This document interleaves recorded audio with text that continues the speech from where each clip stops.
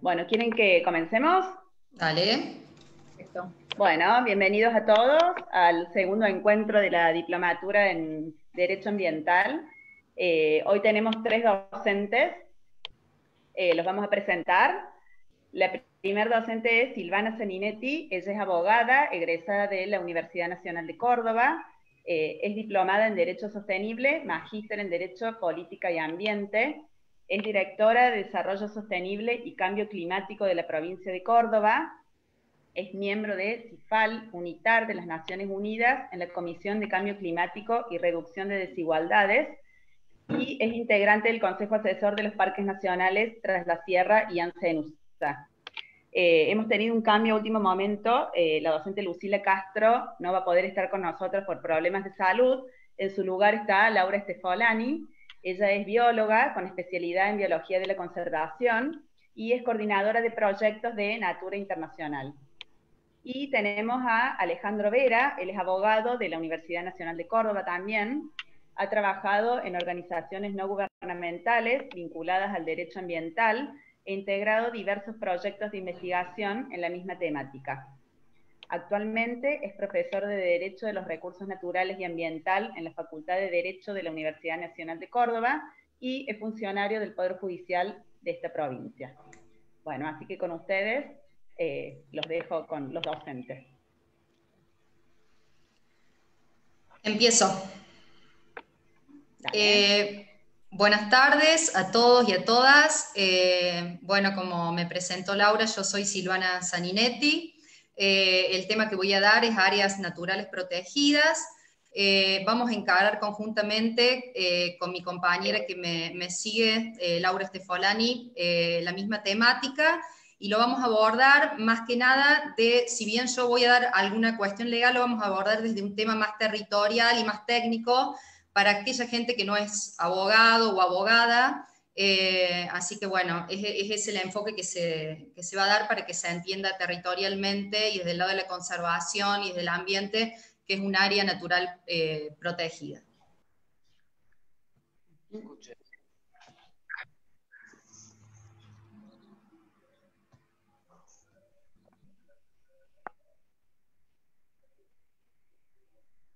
Nadie te escucha.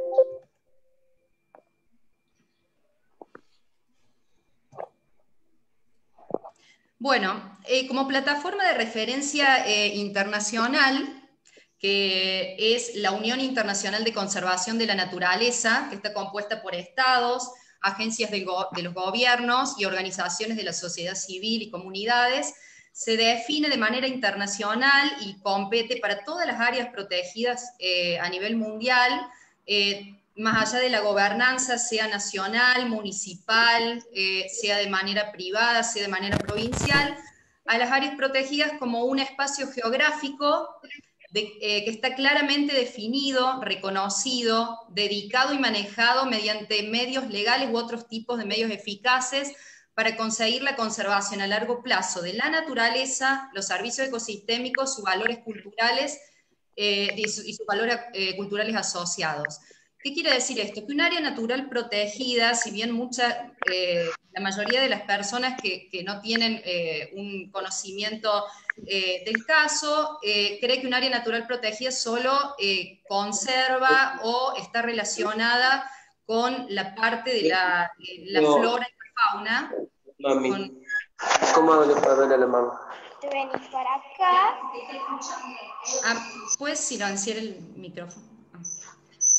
Con la parte de la... Se te escucha como le preguntas a la vieja.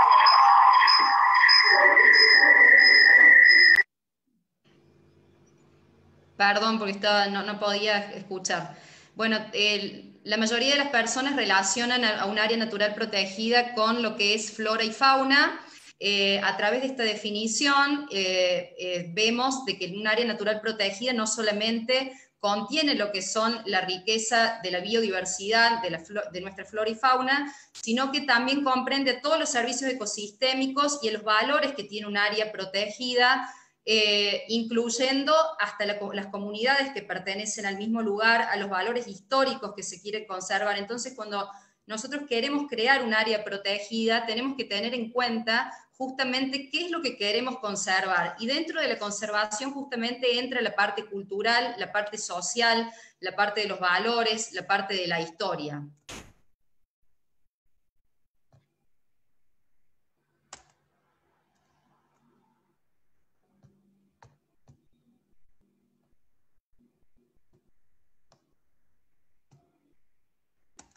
Disculpe, pero no me pasa el...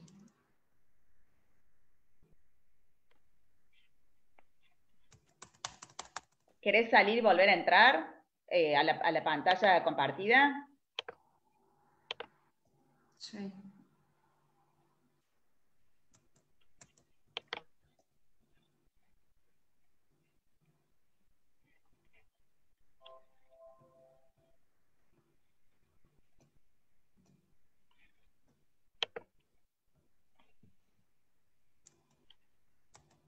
No. ¿No podés avanzar? No.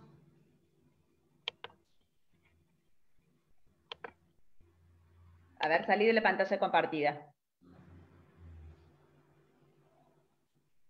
¿En tu PowerPoint lo podés avanzar?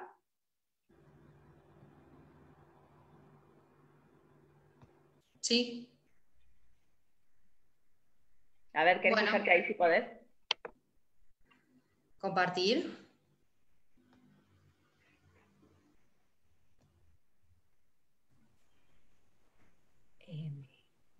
Salvo que lo haga de esta manera. No sé. Ahí sí, sí. ¿Querés que probemos que lo haga yo, Tati? A ver, déjame ver si no tengo que admitir a ver. No, bueno, lo hago así, listo.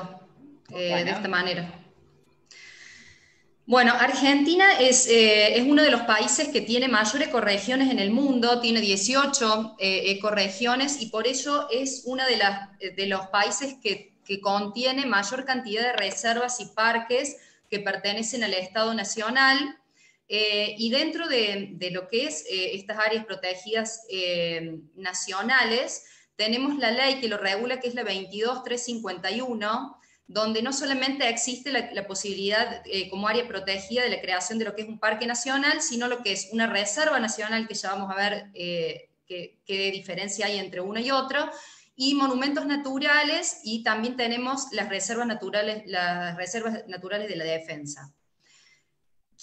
¿Cuál es el organismo que contiene justamente la República Argentina a estas reservas que pertenecen al Estado Nacional y que son reguladas por esta norma, que es la 22351, es el Sistema Nacional de Áreas Protegidas? Es el organismo que justamente contiene y regula estas áreas protegidas nacionales que están involucradas dentro de esta legislación.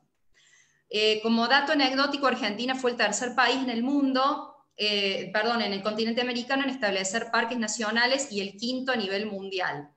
En Córdoba, particularmente, para los que somos de Córdoba, tenemos 28 áreas naturales protegidas creadas por ley, por decreto o por resolución. Tenemos en nuestra provincia 2 parques nacionales y uno con posibilidad de creación. Está el Parque Nacional El Condorito, el Parque Nacional Tras las Sierras, que hace 2 años fue creado, es el más nuevo, y está en creación el Parque Nacional Ancenusa, donde se encuentra la reserva de usos múltiples de Bañados de Río Dulce y Laguna Mar Chiquita, que es la quinta laguna endorreica más grande del mundo, ¿no? La tenemos nosotros, donde se encuentran 3 especies de flamencos de las 6 que existen en el mundo. El que no conoce la Laguna Mar Chiquita y los baños del Río Dulce, bueno, tienen que conocerlos porque es una de las riquezas más grandes que tenemos en la provincia de Córdoba. Y también contamos con 2 reservas naturales de la defensa, una se llama, es la de La Calera y otra de Ascochinga, y también contamos, al igual que todas las provincias, con áreas naturales municipales y áreas naturales privadas. Discúlpame, Sil, una interrupción. Sí. Para toda la gente les comunicamos que el chat lo habilitamos solamente para preguntas y dudas, así que no pongan la asistencia ahí porque no va a estar habilitado para eso. Gracias. Con respecto a lo que es todas nuestras áreas a nivel nacional que son provinciales, el organismo que contiene a estas áreas provinciales de toda la República Argentina, el otro era el Sistema Nacional, que son las áreas que pertenecen a la jurisdicción nacional. Después tenemos a CIFAP, que se creó en el 2003, que es el Sistema Federal de Áreas Protegidas, en donde están contenidas todas las áreas protegidas de Argentina que tienen otro tipo de jurisdicción que no sea la nacional, donde las provincias voluntariamente inscriben las áreas protegidas que están bajo su jurisdicción. Pueden ser municipales, provinciales, y actualmente se está pidiendo el registro de las áreas privadas. En Córdoba no tenemos regulado bajo ley las áreas privadas. Sí es a través de una autodesignación, siempre cumpliendo con los regímenes y los presupuestos mínimos para crear un área privada, conservando los espacios que están por ley a través de nuestras leyes de presupuestos mínimos y nuestras leyes provinciales, como el mapa de bosques, por ejemplo, y de acuerdo a los requisitos internacionales que se tienen de conservación, de qué se quiere conservar. Pero actualmente es una autodesignación. Yo como ONG, como comunidad, como asociación o como una persona que tenga un campo con una riqueza biológica o cultural, pictografía dentro del campo o una cuestión histórica que quiero conservar, puedo como particular también crear un área protegida y eso también cuenta como área protegida, si bien no está hoy regulada en la ley de áreas protegidas de la provincia. Únicamente, si mal no recuerdo, Salta es la única provincia que tiene dentro de su ley de áreas naturales protegidas regulada lo que son las áreas privadas, de manera jurídica, ¿no? La CIFAP, esta que les decía, está conformada por la Administración de Parques Nacionales, por el COFEMA, que es el Consejo Federal de Medio Ambiente, y por el Ministerio de Ambiente de Nación y Desarrollo Sostenible, que hoy es el nombre que se le da, o el organismo que en el futuro lo reemplace. En Córdoba la ley que regula las áreas protegidas es la 6964, y bueno, como les decía, tenemos 28 áreas protegidas.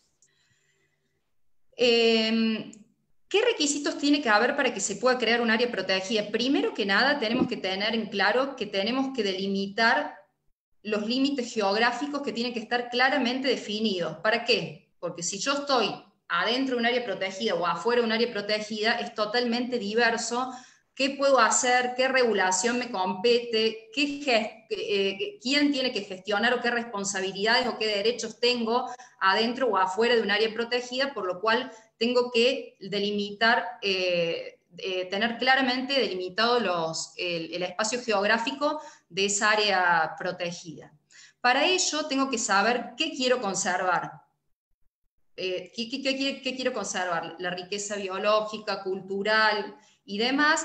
Entonces, en virtud de ello, se establece lo que es a veces un mapa para delimitar los límites geográficos de esta área protegida. Para ello se necesita un documento idóneo que generalmente, y en la mayoría de los casos, más que nada en nuestro país, la protección legal se hace a través de una norma jurídica que, siendo un área pública, ya sea municipal, provincial o nacional, se regula por normas jurídicas de derecho público, y las áreas pueden estar tanto en tierras privadas como en tierras fiscales. Un ejemplo de ello es la reserva que nosotros tenemos provincial de La Quebrada, que está dentro de un municipio, y es un área protegida provincial. Y también tenemos que tener, como les decía, la conservación de la diversidad biológica, los recursos naturales, culturales, históricos, sociales, y lo que les venía explicando. Para eso yo siempre me hago 3 preguntas. ¿El qué? El qué quiero conservar, como les decía, la biodiversidad, el paisaje, el patrimonio, los valores, la historia, etc. El por qué los quiero conservar, el por qué digo se crea un área protegida, porque necesitamos normas que regulen ese lugar que está definido como área, para que esos espacios se conserven a largo plazo, porque tiene que haber un plan director, un plan que gestione ese lugar, tiene que haber responsabilidades de los determinados actores que actúen y de las personas que visiten también esas áreas, y qué rol y función cumple cada uno en la sociedad. ¿Y para qué creo un área protegida?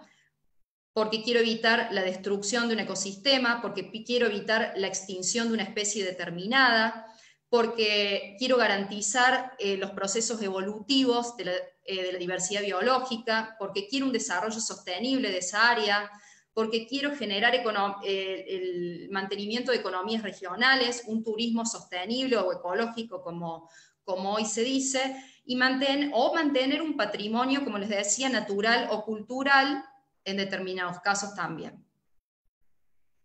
Hoy es muy importante, esto lo quiero recalcar a través de la pandemia, que van a ser sitios de mucha importancia, si bien ya la tienen, van a ser sitios de mayor importancia en las áreas protegidas, porque la tendencia mundial hoy es justamente el interés por este tipo de zonas donde se conservan determinadas riquezas de la biodiversidad, de la cultura y demás, y más que nada los espacios al aire libre y que respeten con determinados estándares ambientales, y se va a cambiar distintos paradigmas por lo que se ve que se viene después de esta pandemia, y la necesidad a través del vínculo con la conservación del ambiente y lo que es la salud, que está directamente relacionado. Si nosotros no empezamos a conservar determinados ecosistemas, todo lo que estamos viviendo en este momento, no digo exactamente igual, pero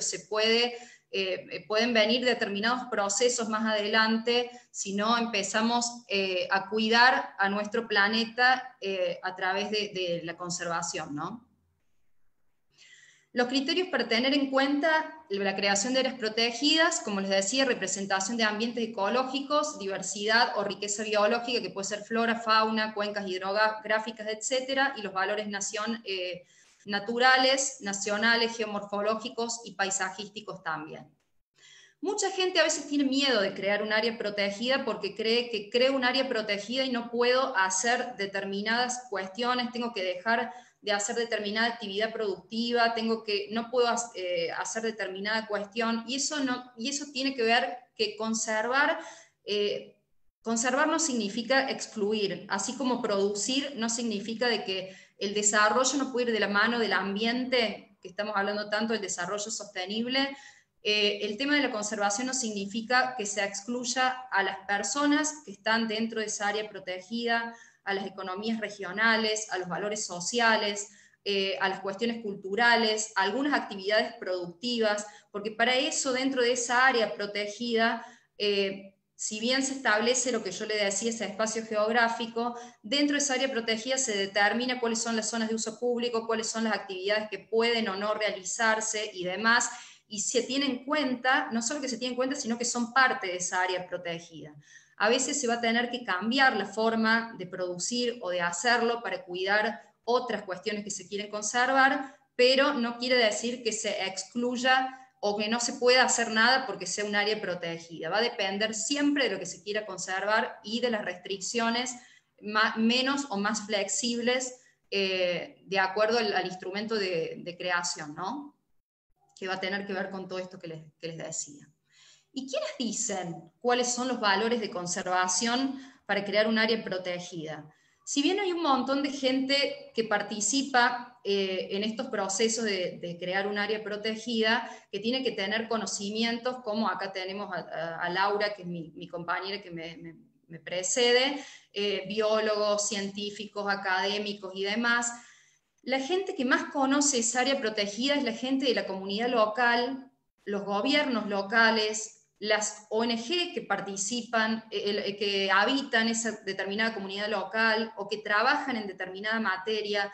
Estos son procesos participativos que seguro se los va a contar mejor Laura luego, pero quería recalcar esto, ¿no? Un área protegida no es yo quiero hacer un área protegida y se hace de manera unitaria, sino que unilateral, sino que es un proceso participativo, donde implica una estrategia de manejo adentro, donde implica como les decía, tener el valor de conservación y tener en cuenta el patrimonio natural y cultural, que no significa que un patrimonio natural y cultural sean excluyentes. Lo cultural siempre está construido en un sitio por comunidades originarias, contemporáneas o de una sociedad determinada, y tienen origen dentro de la historia del entorno natural. Sin ese entorno natural que se conserve, tampoco se va a conservar el entorno cultural, ¿sí?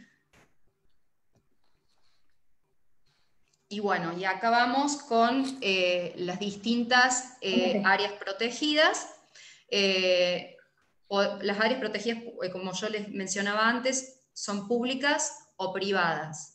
Las áreas protegidas públicas pueden ser nacionales, pueden ser provinciales o pueden ser municipales.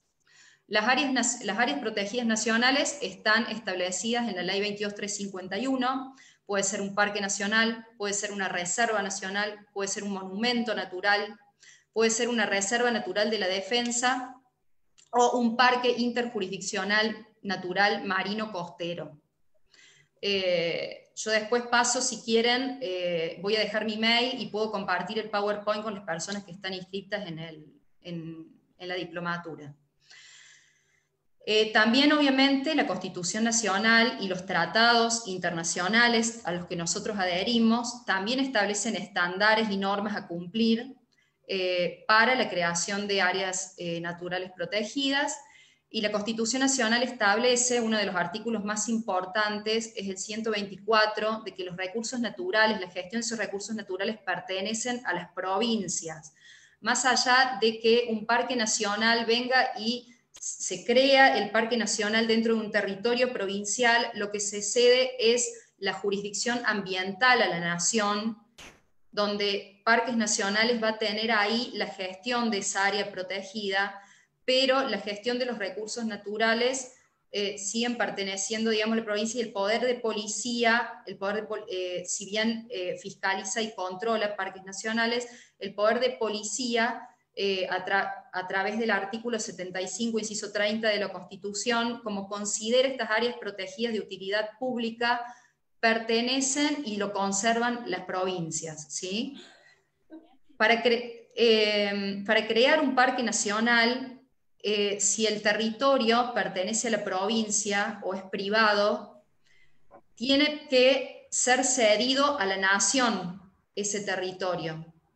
Cedido jurídicamente, ¿no? Si está en nombre de la provincia tiene que ceder ese territorio a la nación a través de una ley provincial, y si está en nombre de un privado, de acuerdo a que nación le compre la tierra a ese privado, o a través de la expropiación, que puede ser a través de nación o de provincia, siempre a través de una ley se cede ese territorio para que se pueda crear el Parque Nacional, y ese territorio queda a nombre de la nación siempre y cuando cumpla el destino, que es la creación de un parque nacional, ¿no? O una reserva nacional, o, bueno, ahí yo les dejaba el ejemplo, que están dentro de lo que es la Ley 22.351. Las áreas naturales protegidas provinciales, cada provincia tiene su legislación. Nosotros tenemos la ley en Córdoba 6964, que regula las áreas protegidas provinciales. Y luego las áreas municipales se crean a través de ordenanzas, siempre teniendo en cuenta todo lo que dije antes. Para todas las áreas es lo mismo, tienen que establecer un espacio geográfico, tienen que cumplir con determinados requisitos de qué se quiere conservar y demás, y los instrumentos van a ser distintos, o una ley o una ordenanza, y también pueden ser de carácter privado, como les decía, ya sea en manos de particulares, ya sea en manos comunitarias, de una comunidad, ya sea a través de una ONG, a través de una universidad. Los organismos nacionales federales, para que ustedes tengan en cuenta de importancia con respecto a esta temática, yo acá puse 3, que uno ya lo nombré, que es el Sistema Nacional de Áreas Protegidas, donde están todas las áreas protegidas a nivel nacional, que establece la 22.351, monumentos naturales, reserva nacional, parques nacionales, etc.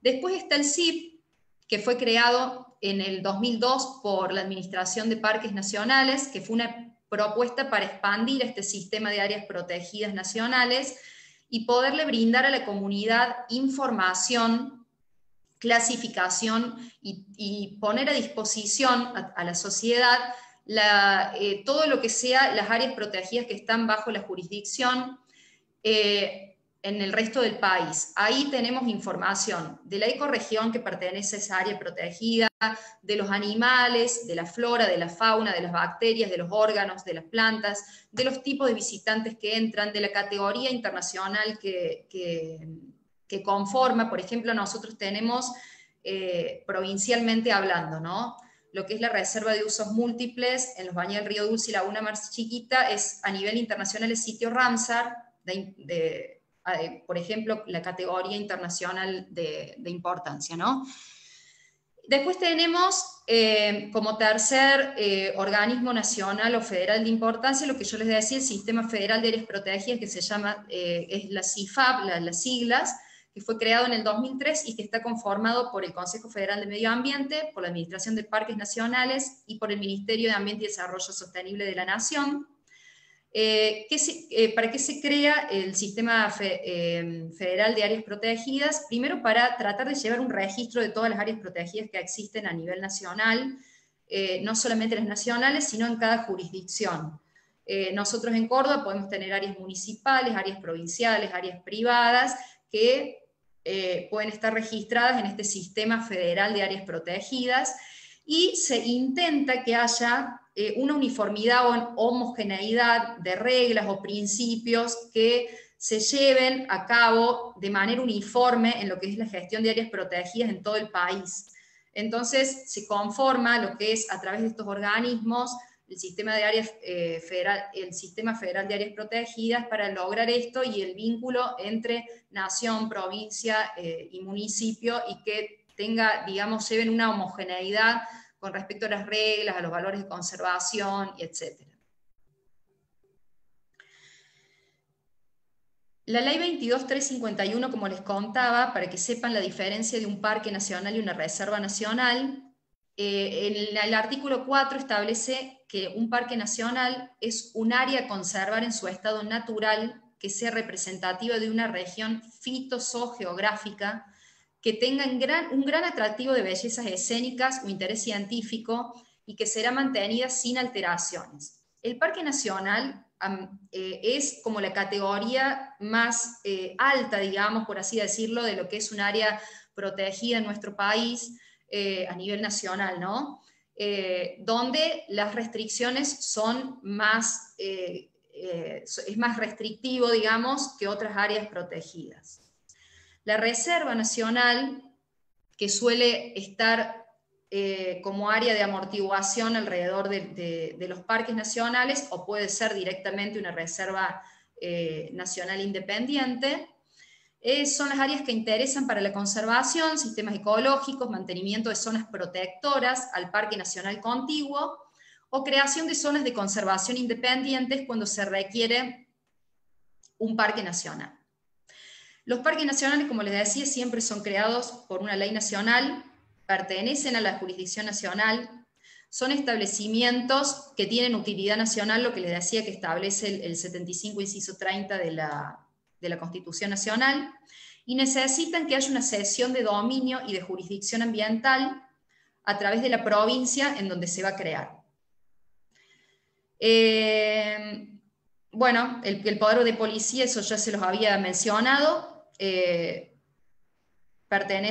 perteneciendo a las provincias, eso no se delega, y la potestad administrativa para limitar el ejercicio de los derechos y proteger la seguridad de la provincia, la moralidad, la salubridad y la economía pública, en cuanto afecten siempre a lo que es el poder de policía, siempre sigue perteneciendo a lo que es la provincia, ¿no?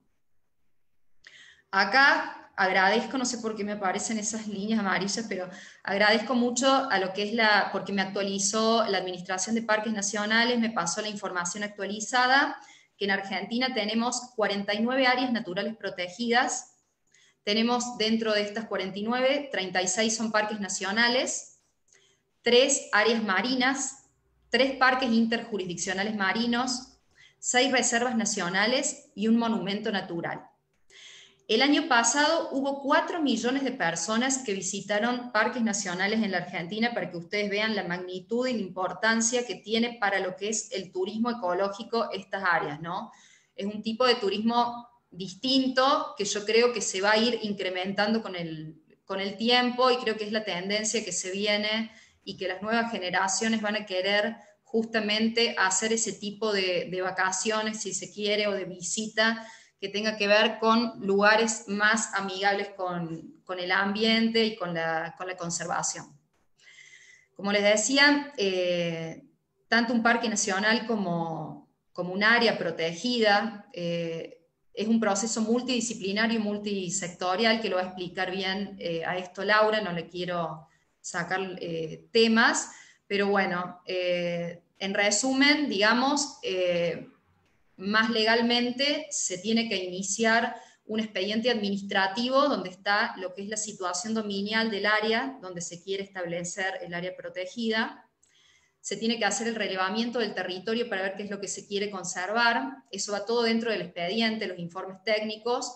Conjuntamente con el trabajo, este expediente se hace conjuntamente con el trabajo de la comunidad local, con la educación ambiental que se le tiene que dar a la comunidad para que siente ese sentido de pertenencia, ya que podemos tener, como en todo, ¿no? Leyes hermosas, pero si la comunidad no siente ese sentido de pertenencia y no empezamos con la responsabilidad social, no solo en lo ambiental, sino también lo estamos viviendo hoy con la pandemia, ¿no? Si nosotros no tenemos una responsabilidad social, siempre culpamos al Estado o a las autoridades. Si no tenemos, eso se hace siempre a través de la educación ambiental, de la concientización y demás.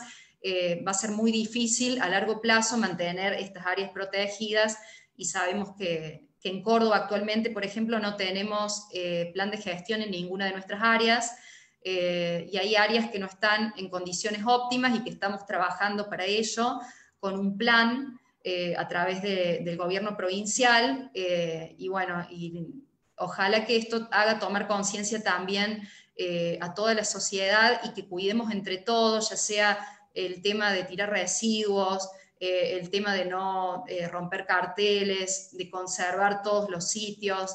Es responsabilidad de todos, porque las áreas protegidas, la particularidad que tiene, que quedan para siempre, es una conservación a largo plazo y pertenecen a todas las personas, salvo que sean privadas, ¿no?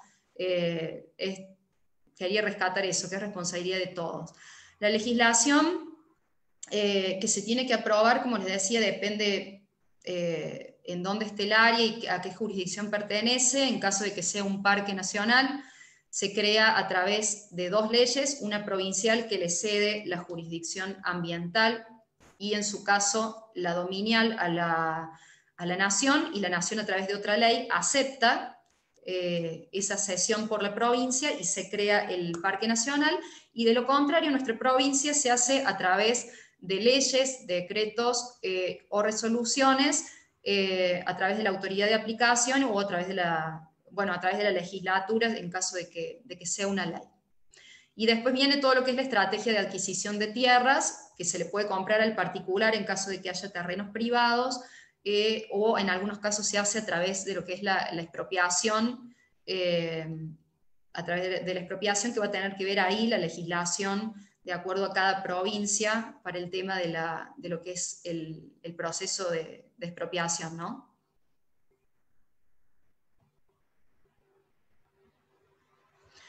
Bueno, acá en Córdoba, particularmente en el artículo de la Ley de Áreas Naturales Protegidas, de la 69-64, en el artículo 19 y 20, yo hice como un mix acá y les mostraba las distintas categorizaciones que hace nuestra ley, y establece en el artículo 19 que los ambientes naturales se determinan y ordenan de la siguiente forma según las características, aptitudes, objetivos de conservación, métodos de administración, uso admisible y servicios que le proporcionan a la vida humana. Tenemos 4 de estos ambientes naturales para categorizar a nuestras áreas e involucrarlos cada uno adentro de su espacio correspondiente, que son los ambientes de conservación paisajística y natural, que es una variedad de ambientes prístinos, o poco modificados por la actividad del hombre, la totalidad de sus elementos y características, principalmente acá lo que se tiene en cuenta son los rasgos paisajísticos del lugar, la vida silvestre, y tiene un uso, restringido y no extractivo. O sea que es bastante restringida esta categorización, digamos, donde sea el área protegida dentro de este tipo de ambiente. También se tienen en cuenta los ambientes de conservación biótica, que son las realidades de la naturaleza y la necesidad y forma de perpetuarlas, comprendiendo situaciones y características de mayor pristinidad, de modo perpetuado sin intervención directa del hombre en los procesos naturales, y por ende, obviamente, como el otro ambiente que establecido anteriormente, el uso es restringido y no extractivo. Después tenemos ambientes de conservación y producción. Acá se aplica un régimen que regula lo que es el aprovechamiento o explotación en base a criterios y prácticas de conservación y recursos naturales. O sea, que lo que es la producción no excluya la conservación y así sucesivamente, que sean compatibles, ¿no? Y los ambientes de conservación cultural y natural, que son valores de índole cultural, que están insertos dentro de un ambiente determinado, un ambiente natural determinado, reúne rasgos, elementos y sitios particulares, condiciones de importancia para la vida humana, y el uso acá es restringido según corresponda, según se delimite dentro del área, y es controlado. O sea que es un poquito, es menos restrictivo que los otros dos que estábamos hablando. Las áreas naturales nacionales y provinciales en el territorio cordobés, como les decía, nosotros tenemos 2 parques provinciales en Córdoba y 2 reservas naturales de la defensa. En superficie total, los parques provinciales dentro de la provincia de Córdoba abarcan 4.071.000 hectáreas, y de reserva natural de la defensa 14.677.000 hectáreas. Las reservas arqueológicas provinciales, que tenemos la Reserva Arqueológica de Guazapampa y la Reserva Arqueológica Provincial Quilpo, una tiene 89.703 hectáreas, la otra 27.286 hectáreas, y la superficie total afectada a reservas arqueológicas provinciales es de 1.116.999 hectáreas. Y ahí yo les marco el total de las superficies de todas las áreas, que existen, las áreas protegidas que existen en Córdoba, ya pertenezcan a la Administración de Parques Nacionales, ya pertenezcan a las áreas de la provincia de Córdoba, ya pertenezcan a lo que son las reservas arqueológicas provinciales, que eso depende de cultura. Tenemos un total de 4.112.963 hectáreas afectadas a áreas naturales protegidas de nuestra provincia. Después tenemos nuestras áreas protegidas reconocidas de manera internacional, que son la Reserva de la Biosfera, los sitios de patrimonio mundial y los sitios Ramsar. Cuando la comunidad internacional comienza a hablar de desarrollo sostenible, se constituye una contribución trascendental al desarrollo, al sitio y su entorno. Tenemos la lista de patrimonio de lo que es la UNESCO, que está dentro de Naciones Unidas, que es un legado que hace de monumentos y sitios que tienen riqueza natural y cultural. Los sitios inscritos en la lista de patrimonio mundial cumplen una función de hitos para el planeta. Aspectos regulatorios en general de las áreas protegidas, bueno, yo más o menos ya esto ya lo hablé. Nuestra nación, a través de los tratados internacionales que incorpora, a través de la Constitución Nacional, del artículo 41, del artículo 124, del artículo 75, inciso 30, de la ley 23.551 y de todas las leyes provinciales y de las ordenanzas municipales, establecen el régimen de lo que son las áreas naturales protegidas, o de las áreas protegidas. Y por último, para finalizar esta exposición, les quería hacer un reconto de lo que es la historia del primer parque nacional en Argentina. El primer parque nacional se origina en noviembre del año 1903, a partir de una donación que hace Francisco Pascasio Moreno, en un extenso territorio a orillas del lago Nahuel Huapi. Ese territorio había sido asignado a Moreno por el Estado Nacional a través del Congreso de la Nación, y como premio a sus servicios, Moreno, en lugar de quedárselo para él, digamos, una estancia, decide devolvérselo al Estado, y así es que el 1 de febrero de 1904, nuestro país resulta ser el tercer país en América, precedido por Estados Unidos y Canadá, en poseer el primer parque nacional, ¿sí? En 1973 fue llamado Parque Nacional del Sur, para ser luego el Parque Nacional Nahuel Huapi. En la década de 1920, el presidente Hipólito Yrigoyen decretó que se ampliaran las áreas a resguardar en las cataratas del Iguazú, en donde se crearía el Parque Nacional del Norte, que es el actual Parque Nacional de Iguazú.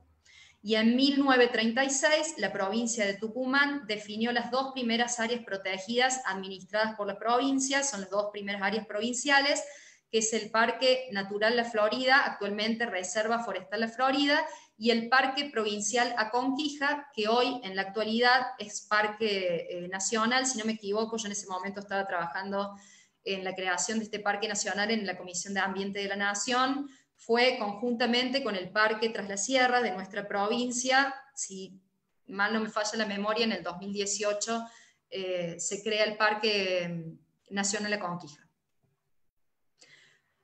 Bueno, les agradezco mucho, los dejo con Laura, esas son mis redes, voy a dejar a disposición de la Universidad Libre del Ambiente mi mail para cualquier pregunta, o no sé si dejará, después me pasarán todas las inquietudes en caso de que sea muy larga la exposición, Laura.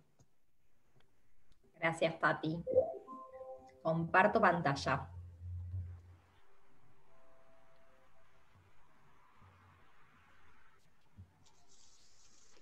¿Se me escucha bien?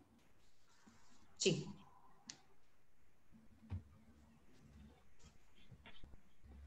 Bueno, buenas tardes a todos. Mi nombre es Laura Estefolani. Esta charla la iba a dar la directora de nuestra organización de Natura Internacional, Lucila Castro. Estoy en su lugar, en este momento ella se encuentra en una situación personal compleja, así que bueno, la voy a dar yo, pero bueno, vamos a estar como organización a disposición de cualquier consulta o duda que pueda llegar a surgir posterior a la presentación. Bueno, en mi caso trabajo en Natura Internacional ya hace unos 3 años aproximadamente. Nuestra organización es una organización que es, bueno, una ONG o fundación que se dedica principalmente a proyectos de conservación.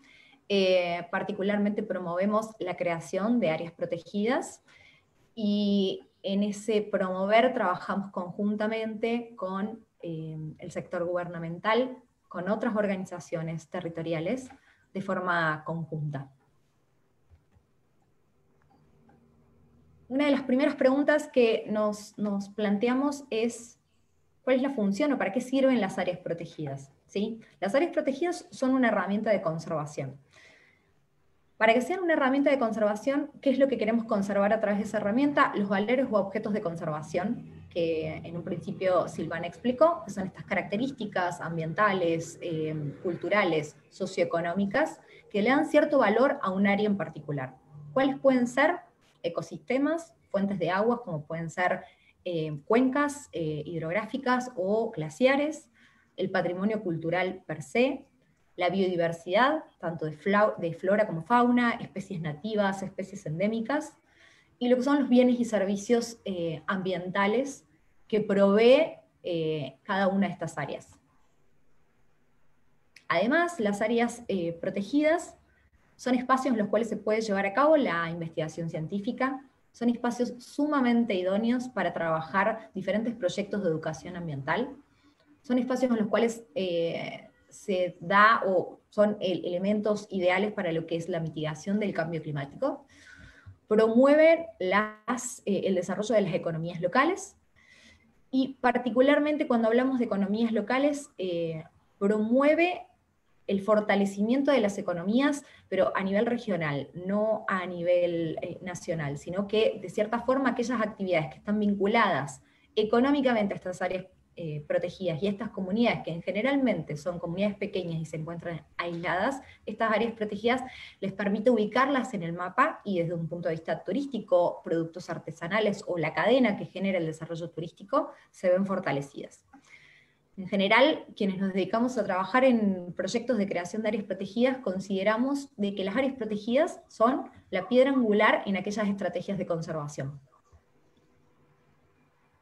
Para entender un poco cuál es la situación actual en la que nos encontramos en Argentina, y siguiendo la línea que Silvana les comentó, actualmente en Argentina hay unas 500 áreas protegidas que forman parte del sistema federal de áreas protegidas del CIFAP, y en términos de porcentaje territorial protegido, esa extensión implica un 13% de la superficie del territorio nacional.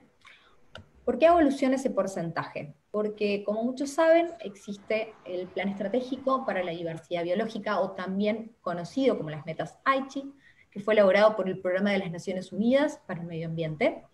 Particularmente, la meta número 11 habla de la creación de áreas protegidas como herramientas de conservación, y proponía que para el año 2020, al menos el 17% de las áreas terrestres y un 10% de las zonas marinas se deberían encontrar protegidas, o mejor dicho, conservadas a través de un sistema de áreas protegidas, el cual esté administrado de manera eficaz y equitativa. En Argentina, particularmente, al 2020, o sea, el año en el cual sería la meta a la cual deberíamos haber alcanzado, llegamos a un 13%, no hemos llegado a la meta alcanzada, desde un punto de vista del territorio terrestre conservado, y un 7% del territorio marino. Asimismo, es una problemática de un montón de países, no solo somos los únicos países que no hemos llegado a estas metas. Creo que en los últimos años Argentina ha tratado de fortalecer en ese sentido y ampliar el número de áreas protegidas, pero bueno, no hemos logrado llegar a la meta. Ahora, como Silvana nos explicó, el proceso de crear un área protegida podríamos dividirlo en dos partes, las cuales se interrelacionan entre ellas. Tenemos un proceso legislativo per se, que implica declaración de leyes, ordenanzas, dependiendo si sea nacional o provincial o municipal.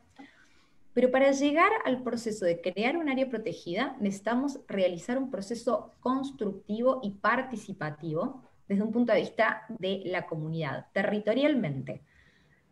Que exista una decisión por parte de las comunidades, de los gobiernos municipales, provinciales y de las organizaciones socioterritoriales que se encuentran en el lugar, implica una interacción entre todas estas partes y lograr consensos de qué tipo de área protegida se quiere generar. Para ello, nosotros siempre desde la organización lo pensamos como en tres grandes pilares. Por un lado tenemos el pilar de las comunidades. ¿Qué aportan las comunidades en este proceso participativo para crear un área protegida? Los saberes populares y culturales que en general a través de la bibliografía no los solemos encontrar. Por otro lado tenemos los entes gubernamentales, gobierno nacional, gobiernos provinciales, gobiernos municipales, que van a ser aquellos que van a llevar a cabo la gestión y el manejo de los recursos naturales a través de declarar leyes u ordenanzas para darle una estructura legal a esa área protegida.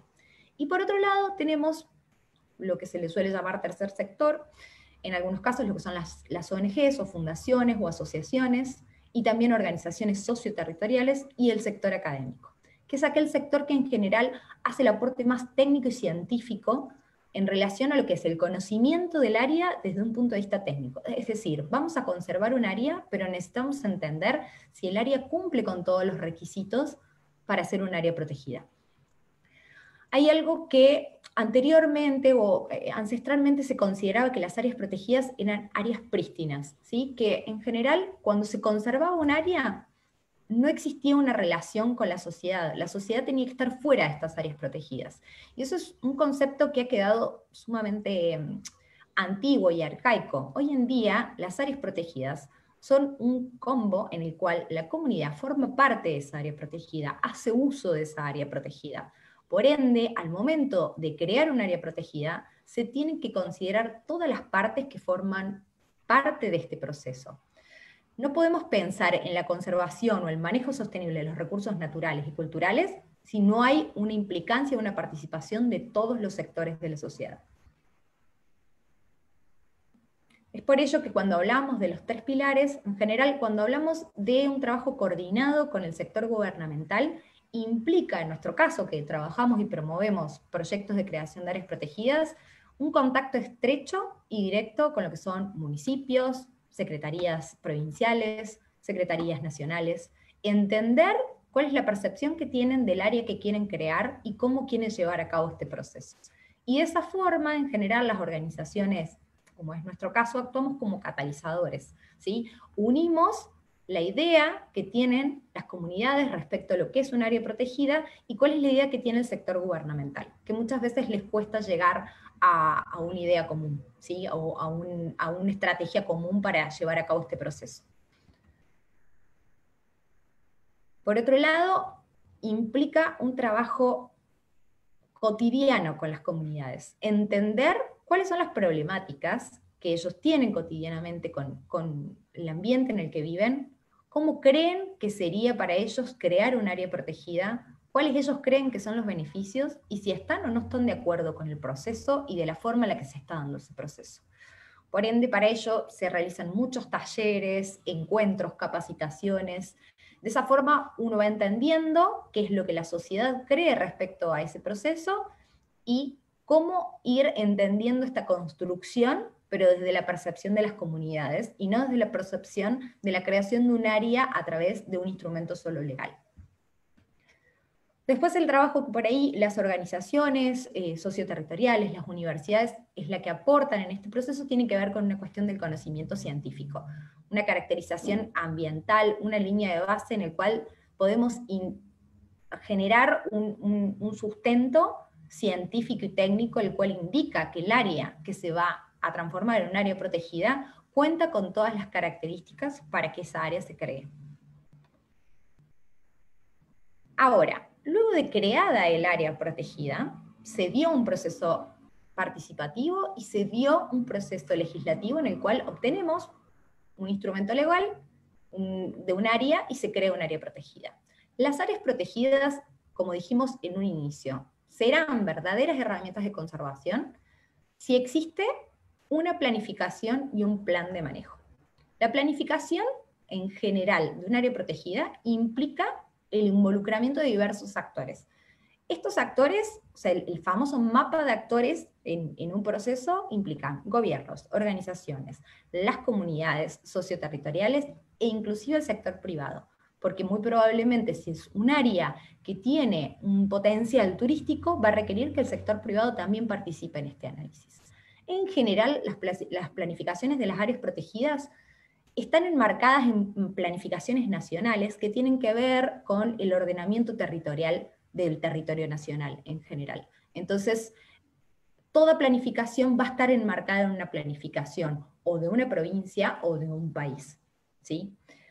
El plan de manejo puntualmente es una herramienta que forma parte de la planificación y es quien va a servir de base para la implementación de una serie de acciones que permiten que se lleve a cabo diferentes acciones que sean reales en cuanto a lo que es la conservación y el desarrollo o el uso sostenible de los recursos naturales de esa área protegida. Ahora, una de las principales problemáticas que se presentan es, nosotros creamos el área, llevamos a cabo un proceso participativo, se crea un área a través de un proceso legislativo, y esas áreas dependen, como bien explicó Silvana, de diferentes jurisdicciones. Pueden ser nacionales, pueden ser provinciales. Particularmente creo que hubo una pregunta sobre lo que era la financiación. En el caso de que las áreas correspondan a la jurisdicción nacional, la financiación de esas áreas va a depender, en este caso, de la Administración de Parques Nacionales, que es un ente autárquico, el cual presenta un presupuesto propio. La mayoría de los que debemos estar presentes conocemos que las áreas protegidas nacionales cuentan con un presupuesto el cual le permite llevar a cabo una planificación y un plan de manejo muy adecuado, y eso le permite que realmente tengan sean las áreas protegidas nacionales sean herramientas de conservación muy buenas y que realmente se mantengan a posteridad el manejo y el uso de los recursos que se encuentran dentro. Las áreas protegidas de jurisdicción provincial y municipal generalmente están financiadas a través de el organismo gubernamental que corresponde, mejor dicho, están gestionadas por un organismo gubernamental que puede ser o el Ministerio de Ambiente, o una secretaría, o una dirección. Pero una de las principales problemáticas que tienen la mayoría de las provincias en Argentina es que quien se encarga de la gestión y el manejo de las áreas protegidas provinciales y municipales no cuentan con presupuestos para llevar a cabo una correspondiente planificación y gestión de esas áreas protegidas. Entonces, en general, se nota mucho la diferencia entre lo que ocurre a nivel nacional y en lo que ocurre en las provincias. Hay una falta de financiamiento, por ende, si no hay presupuesto es muy difícil llevar a cabo los procesos de planificación y de gestión de estas áreas. Una de las principales preguntas que nos suelen hacer cuando trabajamos con municipios, cuando trabajamos comunidades, es ¿cuáles son los beneficios que provee las áreas protegidas a la sociedad? Y nosotros en general lo marcamos en tres principales beneficios. Por un lado, las áreas protegidas brindan una conservación de garantía a largo plazo. Si han estado observando o escuchando algunas noticias, justo Silvana acaba de nombrar la historia del Parque Nacional Nahuel Huapi. Estamos hablando de un parque nacional que tiene más de 100 años.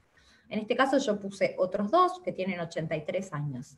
Estamos hablando de que son áreas protegidas, que están bien gestionadas y que hace 80 años están conservando los recursos naturales y culturales que se encuentran dentro de ellos.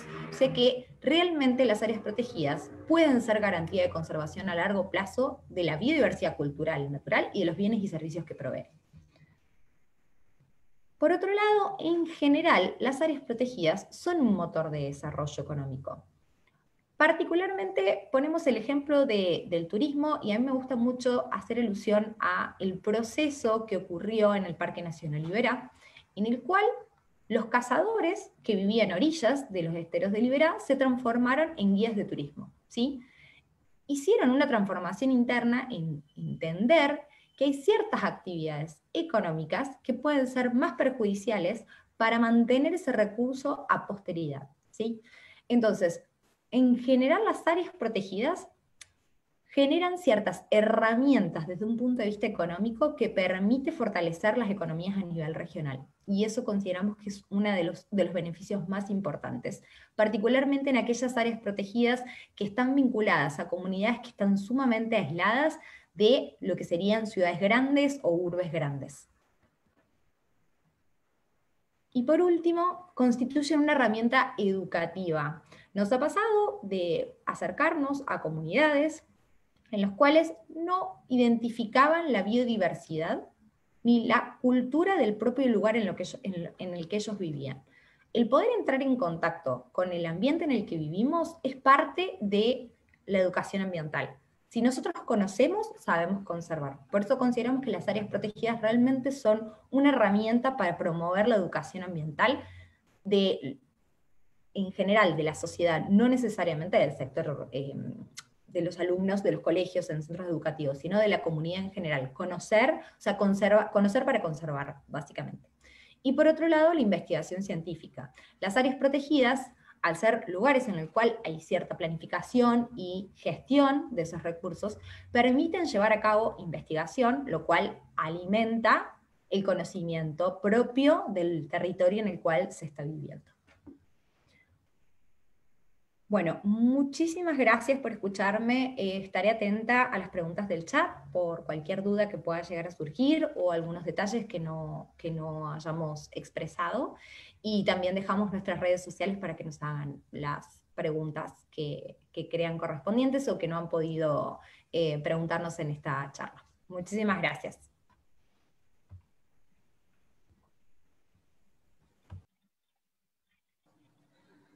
Bueno, muchas gracias, Laura.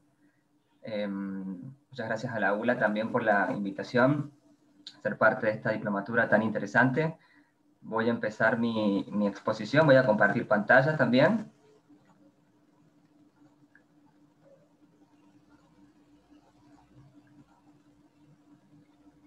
Bien, cualquier problema en la transmisión, por favor les pido que me avisen. Bueno, la idea ahora es abordar un poco el marco normativo en materia de bosques en nuestro país y en Córdoba en particular.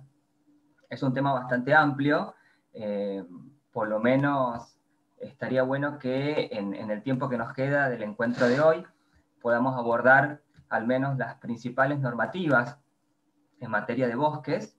Ahí les he preparado una especie de línea del tiempo muy general. Por supuesto que no vamos a poder abordar en profundidad cada una de las normas, pero al menos llevarnos una idea de por dónde viene la regulación de los bosques de nuestro país y en Córdoba, en qué estamos en este momento, cuál es lo más importante de cada legislación, y bueno, y después por ahí ser un disparador para que se pueda profundizar en algún tema en particular. Como aclaración también, en este pequeño resumen que les he preparado, no he incluido la legislación de áreas protegidas, porque ya lo han abordado perfectamente las expositoras, Silvana y Laura, entonces por supuesto que está estrechamente vinculado con el tema de los bosques, pero bueno, es una legislación particular que también tiene un abordaje, pero no quiere decir que no esté también relacionado con esto. Tampoco he incluido acá algún marco internacional que deberíamos tener en cuenta, como por ejemplo el Convenio sobre la Diversidad Biológica, un marco internacional importantísimo en materia de bosques, la Convención CITES, por ejemplo, que también incluye a la flora, o un marco normativo general, ¿no? Como la Ley 7343 de Córdoba, que también refiere en algunos puntos al tema de bosques, pero es bastante general. Entonces, estas normas son, podríamos decir, las normas más específicas en materia de bosques en nuestro país y en Córdoba, ¿sí? Así que, bueno, hechas esas primeras aclaraciones, empecemos entonces por la primera, que ven ahí en esa línea, año 1948, ¿no? Y eso ya llama la atención, la época en la que se sanciona esta ley. Fíjense que para la materia ambiental fue una legislación bastante vanguardista. Posiblemente hoy la leamos y nos quede un poco corta, ¿no? Nos parezca un poco insuficiente para semejante problemática, pero contextualicémosla en el año en que se dicta, y también pensemos que es una ley que sigue vigente, ¿no? Es una ley que sigue vigente, así que tenemos de alguna manera que tenerla en cuenta. Otra aclaración es que es una ley federal. No sé si ustedes en la clase anterior empezaron a conocer las diferencias entre leyes federales o leyes nacionales y las leyes de presupuestos mínimos. Por supuesto que en el año 48 no existían todavía las leyes de presupuestos mínimos, así que esta ley, dictada por el Congreso de la Nación, no podía ser aplicada en el interior de los territorios provinciales, sino adhería la provincia a su régimen. Solamente se aplicaba en lo que hace a la regulación federal de la materia, ¿sí? Todo lo que es comercio interprovincial o zonas directamente de jurisdicción federal, que en aquel entonces había muchas más que ahora. Por eso, primera aclaración importante. Segundo, algo para destacar de esta ley, para remarcar, son las categorías de bosques que crea. Los bosques protectores son los bosques más importantes, que protegen cuencas, protegen suelos, tienen una función de protección y de regulación del clima. Los bosques permanentes, que están muy vinculados a las áreas protegidas, o a especies de flora o de fauna protegidas, o a las mismas áreas protegidas en sí. Podríamos decir que los protectores y los permanentes son los más importantes de esta ley. Después están los bosques experimentales, como su nombre lo indica, es para hacer diversos estudios, investigaciones. Bosques especiales, que están vinculados más al ornamento de campos de propiedad privada. Y después los bosques de producción, que son aquellos que directamente se utilizan para la producción, sobre todo de productos madereros.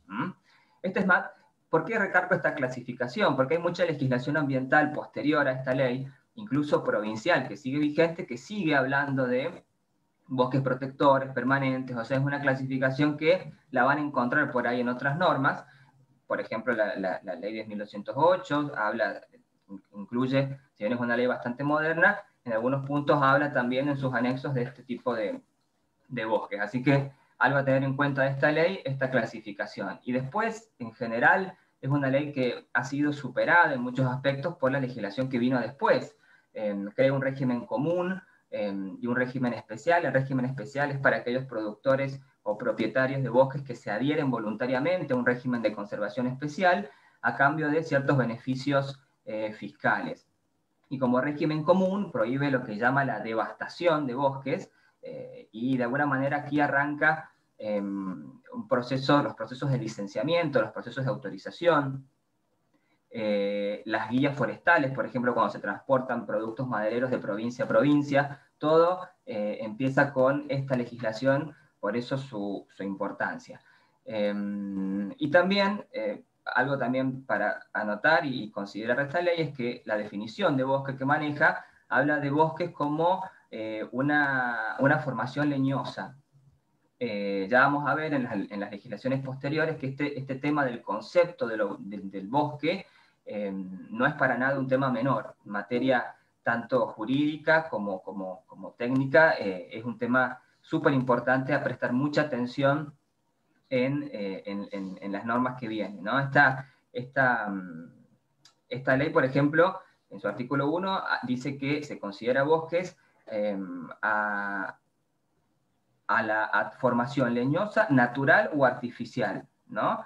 Y también habla de tierras forestales, ¿no? Como una división que aquellos que no lleguen a constituirse bosques las va a denominar tierras forestales. Y se aplica tanto a bosques nativos como a bosques no nativos, ¿sí? Exóticos. Bien.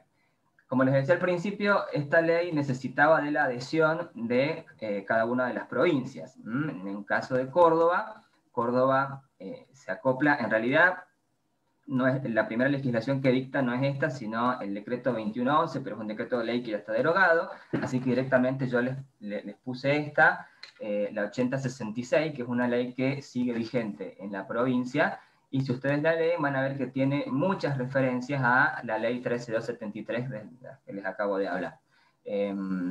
Maneja la misma clasificación de bosques, habla también de las guías, habla también del régimen común y especial, o sea, es una ley, se podría decir que va en sintonía con este régimen nacional, por supuesto con algunos puntos especiales, específicos, para la provincia de Córdoba.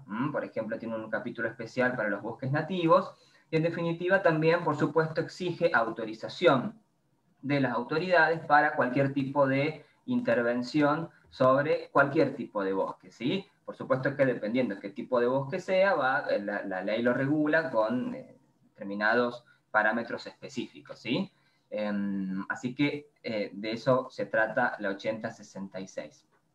Después, volviendo a la legislación nacional, en los años 97 y 99 aparecen estas dos leyes nacionales, la 24857 y la 25080. La 24857 que busca principalmente promover las actividades de enriquecimiento, deforestación, y la 25080 que ya directamente aborda específicamente esto, conectado mucho con la actividad de silvicultura. No sé si ustedes conocen lo que es la silvicultura, vendría a ser una actividad agraria específicamente destinada al cultivo de bosques. ¿Para qué? Para ejercer algún tipo de explotación, ¿sí? Principalmente maderera. Se podrán imaginar que cultivar, plantar bosques son ciclos biológicos que tienen tiempos mucho más extensos que lo que podrían tener otros tipos de cultivos. Por eso la silvicultura requiere un régimen especial. Esta ley de alguna manera contempla esa realidad y trata de fomentar y promover ese tipo de actividad. Por eso tiene como, podría decirse, como dos patas, ¿no? Una pata poco ambiental, pero la otra pata claramente económica, porque está apuntando a la silvicultura como una actividad económica. ¿Y qué va a hacer para fomentar este tipo de tareas y de actividad? También régimen de beneficios fiscales,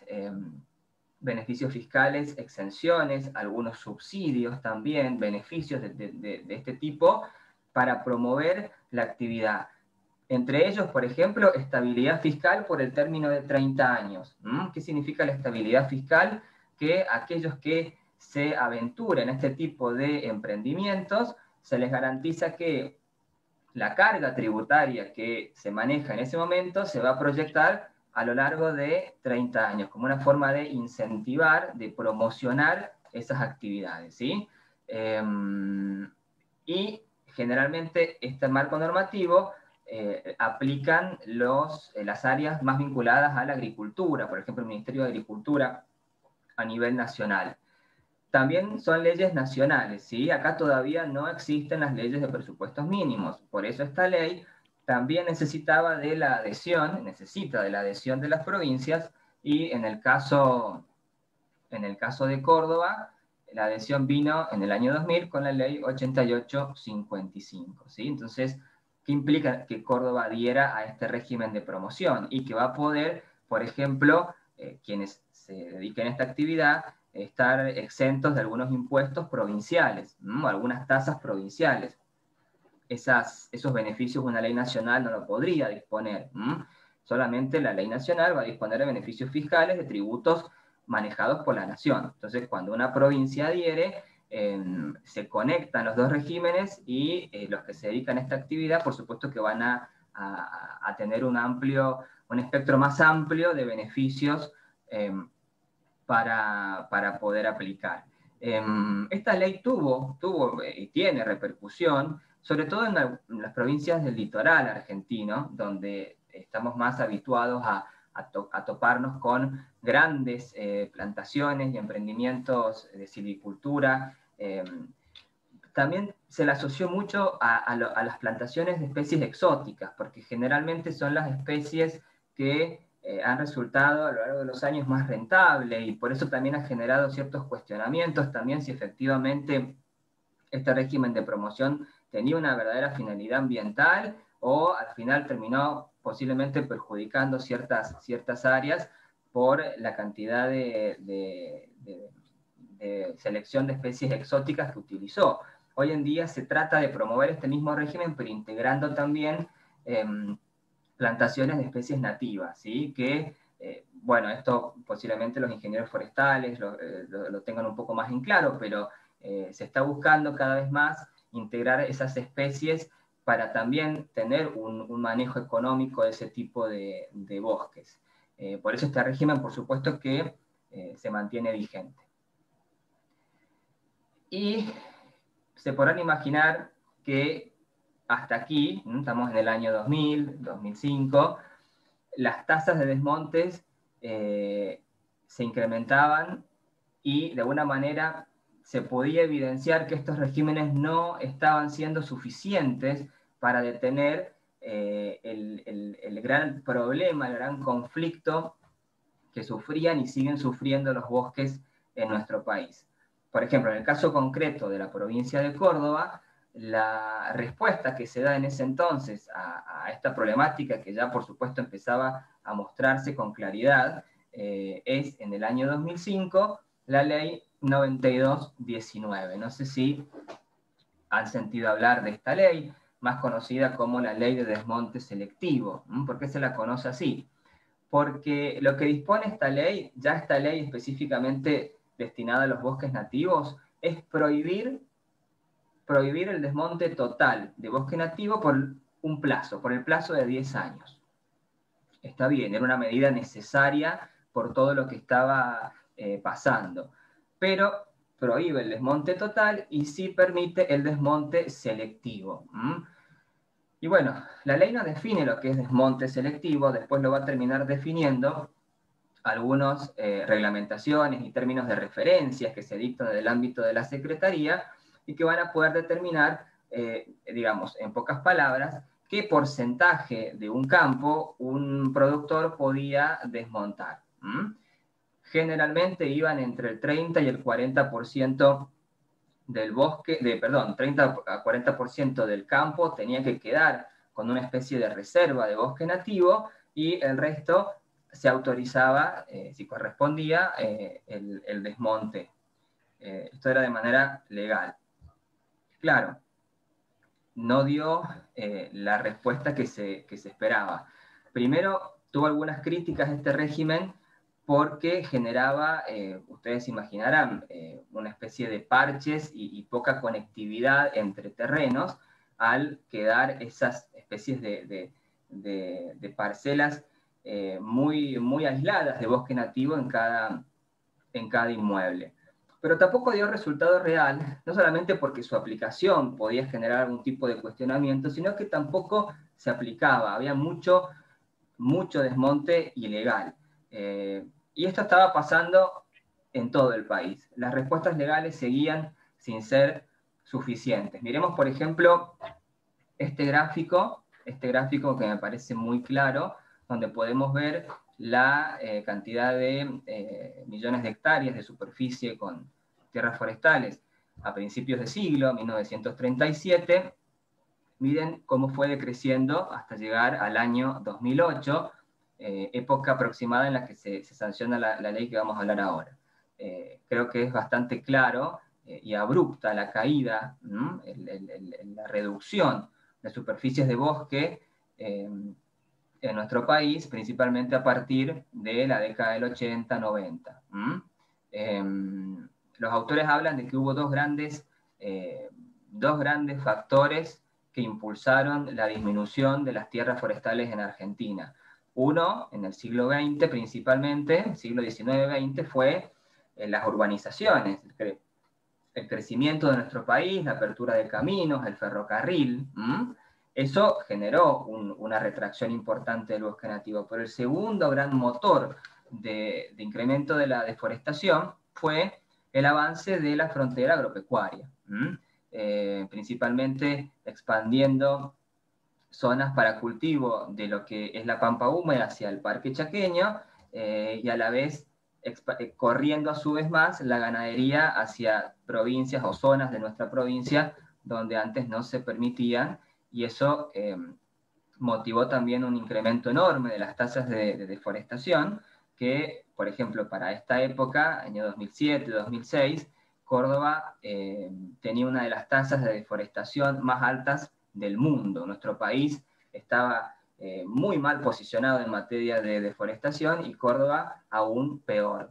Seguramente también han visto este mapa de Saki Cabido, donde se estima lo que podía más o menos estar cubierto de bosque nativo al principio de siglo, y lo que estaba quedando más o menos a esta época cerca de un 4, un 3%.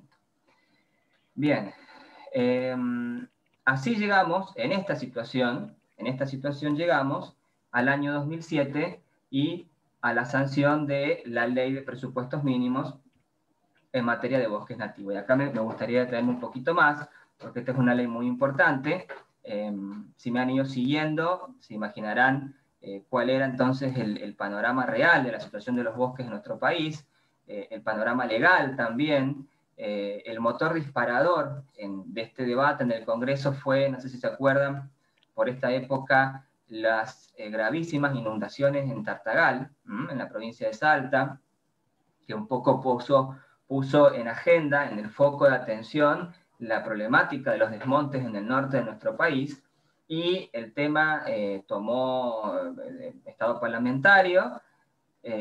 No fue nada sencilla la discusión de este marco normativo, y finalmente se sanciona en el año 2007 la Ley Nacional de Presupuestos Mínimos para el Enriquecimiento, Restauración, Conservación, Aprovechamiento y Manejo Sostenible de Bosques Nativos. Entonces se nombre esta ley, que es la séptima Ley de Presupuestos Mínimos, ¿sí? Esta ya 2007, ya teníamos las leyes de presupuestos mínimos, ya incluso nuestro país había dictado 6 leyes de presupuestos mínimos. ¿Y qué diferencia principal tienen las leyes de presupuestos mínimos en relación a las anteriores leyes nacionales y federales que recién les comentaba, que son nacionales?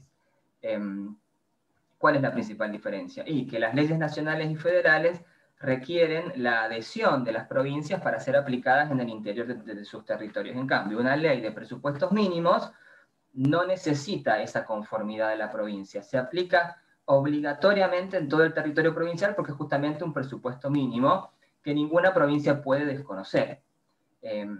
Por eso la importancia y por eso el debate intenso en el Congreso de la Nación, porque las provincias sabían y saben que una vez sancionada esta ley hay que cumplirla sí o sí.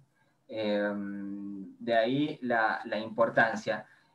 Y este régimen vino un poco a mover el tablero del marco normativo en materia de bosques. No solamente porque estábamos hablando ya de un régimen de presupuestos mínimos, y eso ya es una diferencia importante en relación al régimen anterior. Pero miren, por ejemplo, el concepto de bosque nativo que maneja, ¿eh? Perdón por la cantidad de texto, pero me parece interesante tener en cuenta ese artículo 2, donde aquí, por ejemplo, hablamos de bosques como ecosistemas forestales naturales compuestos predominantemente por especies de árboles nativas maduras. ¿Sí? Acá miren cómo pasamos de la formaciones leñosas, a hablar de un ecosistema, con flora y fauna integrado al clima, o sea, es una visión mucho más sistémica, si se quiere, del bosque nativo. Esto es importante. Contempla tanto los bosques primarios, los bosques que no han sido alterados, los bosques secundarios. Y ahí hace una pequeña excepción para aquellas superficies menores a 10 hectáreas que sean propiedad de comunidades indígenas, van a estar exceptuadas de esta ley. Primera diferencia importante entonces con este régimen de presupuesto mínimo. ¿Cuál es el instrumento que utiliza esta ley de presupuestos mínimos para empezar un poco a cambiar y frenar estas tasas de desmonte?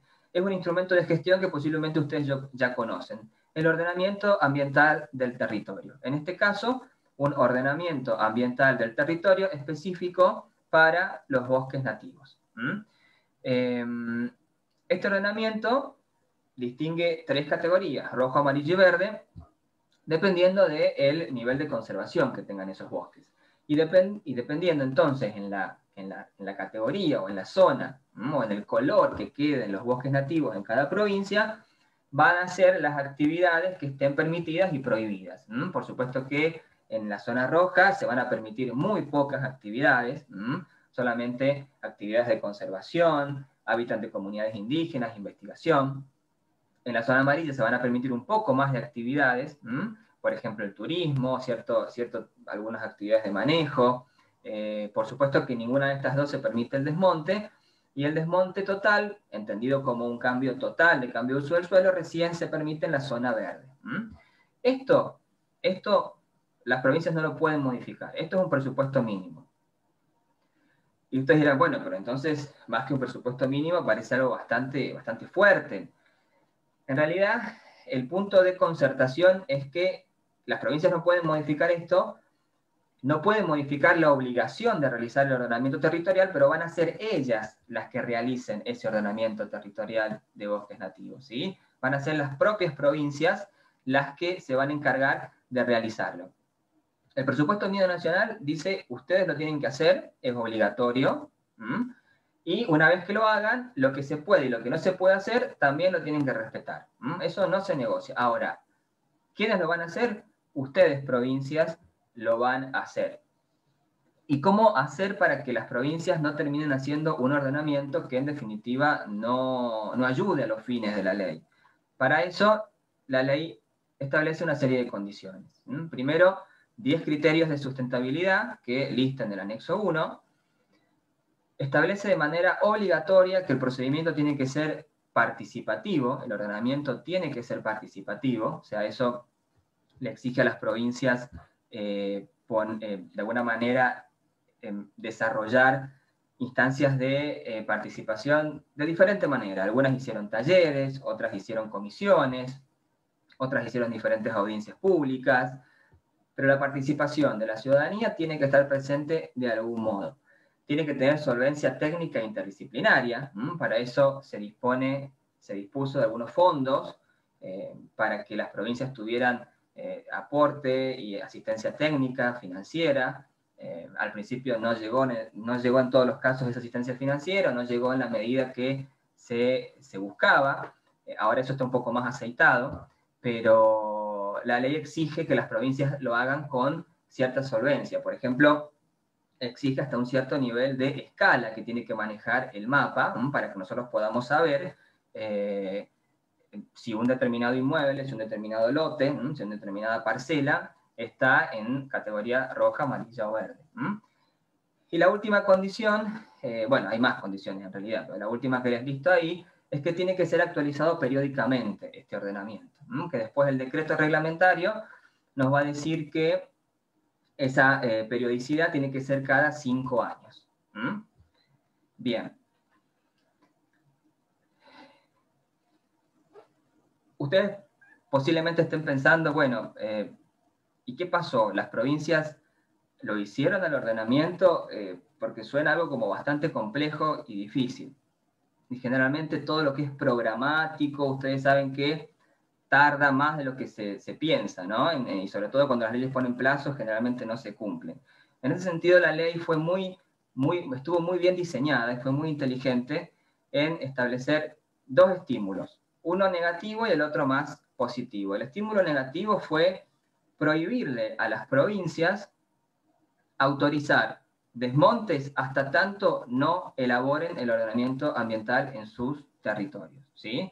Primero les dio un plazo de 1 año para que no hagan ningún tipo de desmonte y pasado ese año, en otro año más, no podían autorizar absolutamente nada hasta que no esté finalizado el ordenamiento. Y imagínense que eso fue un impacto muy fuerte porque hay muchas provincias que dependen constantemente de las autorizaciones para intervenir bosques nativos, y con esto se vieron frenadas. Eso hizo, por ejemplo, que, por darles un ejemplo, la provincia de Salta, que era una de las más problemáticas en este sentido, 2008 ya tenía su ley provincial. Después podemos ver en qué condiciones estaba esa ley, ¿no? Pero 2008 ya tenía su primer ordenamiento. Eso, por un lado, negativo, pero también tenía un estímulo positivo, que era constituir un fondo nacional de bosques nativos, para compensar. Un fondo importante porque está constituido por nada más y nada menos que el 2% de lo que se recauda en materia de retenciones ojeras, 2% es mucha plata, y 0,3% del presupuesto. Eso también es mucha plata. Es mucha plata para lo que se acostumbra a manejar en este tipo de fondos creados por leyes ambientales. Y también va a estar constituido, por ejemplo, por financiamiento internacional, por otro tipo de fondos, por supuesto, que estén vinculados al mismo fin. Bueno, ese fondo va a ser destinado un 70% a compensar a aquellos productores o dueños de bosques nativos que por el nivel de restricciones que tengan en sus campos, no puedan de alguna manera realizar ciertas actividades que podían realizar antes de la sanción de esta ley. Así que el 70% va a particulares que presenten planes de conservación o planes de manejo, que de alguna manera estos fondos sirvan como un estímulo para encontrar la vuelta, si se quiere, a tener un manejo más amigable, más sostenible con el bosque nativo, y no pensar que la única solución para que esas tierras sean productivas es un total cambio de uso del suelo, un desmonte y hacer otro tipo de emprendimientos como cultivos, como emprendimiento inmobiliario, bueno, esa es la lógica de la ley. Después vamos a ver si funciona, si no funciona, todo eso es debatible, pero yo les cuento en principio qué es lo que se plantea la ley.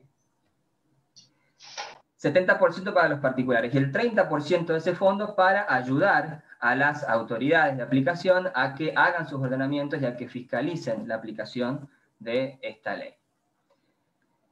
Bien, ¿qué pasó? Estoy haciendo un resumen, ¿no? La ley 26331 es mucho más rica. Yo les estoy compartiendo algunos puntos centrales, principales, que me parecen más destacables para entender por lo menos a nivel macro el sistema, ¿no? El corazón de la ley es el ordenamiento territorial de bosques nativos, esta obligación que tienen las provincias de hacerlo, de hacer este mapa, y las actividades que se pueden y no se pueden hacer. Por supuesto que hay mucho más para hablar, porque la ley regula cómo tienen que ser, por lo menos a nivel mínimo, ¿no? El licenciamiento, los planes, las evaluaciones de impacto ambiental, la participación de comunidades indígenas. Es una ley muy rica. Yo les recomiendo su lectura atenta. Pero sigamos en esta línea del tiempo y veamos qué pasó acá en Córdoba. Córdoba dicta su ordenamiento territorial a través de una ley provincial, que es la ley 9814, en el año 2010. Después de un proceso muy complejo de debate, porque al principio la provincia de Córdoba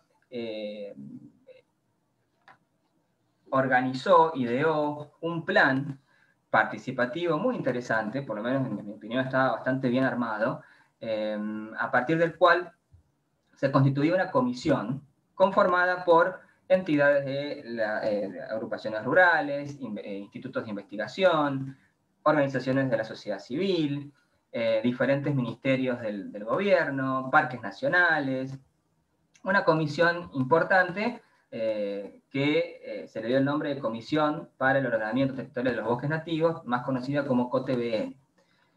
Esta comisión tenía la tarea de realizar este mapa, se hicieron diferentes talleres en el interior de la provincia y se redactó un texto. Bueno, no quiero hacerla muy larga, después si quieren les puedo compartir algunos estudios de cómo fue este proceso, pero en definitiva, con serios cuestionamientos, se sanciona el 5 de agosto del año 2010 la ley 9814 y se aprueba para la legislatura ese mapa que ven ahí en pantalla. Y bueno, a partir de aquí también se dieron varios problemas en la provincia, problemas legales, porque hay algunos artículos de la ley que presentan cierta complejidad si se los compara con la ley nacional. Por ejemplo, se permiten ciertas actividades en zona roja que la ley nacional no permite, como el aprovechamiento, lo que le llama el aprovechamiento sustentable, actividad minera, hace una zonificación un poco forzada, bastante forzada, al decir que todas las zonas que tengan infraestructura para riego van a ser automáticamente consideradas zona verde, más allá de lo que salga en el mapa.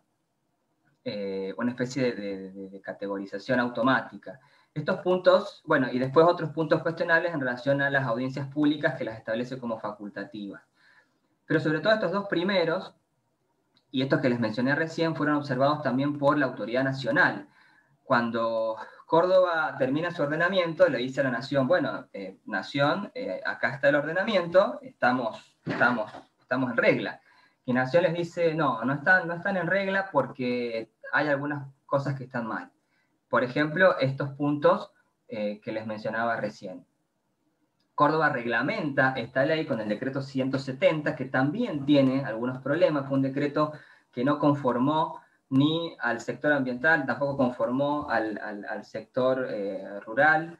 Tiene un diseño normativo distinto de la 9814, porque baja las zonas rojas a nivel predial, a una especie de lo que le llama reservas intangibles, algo similar a lo que tenían los términos de referencia del 8066. Entonces se creó un sistema muy complejo, muy incongruente,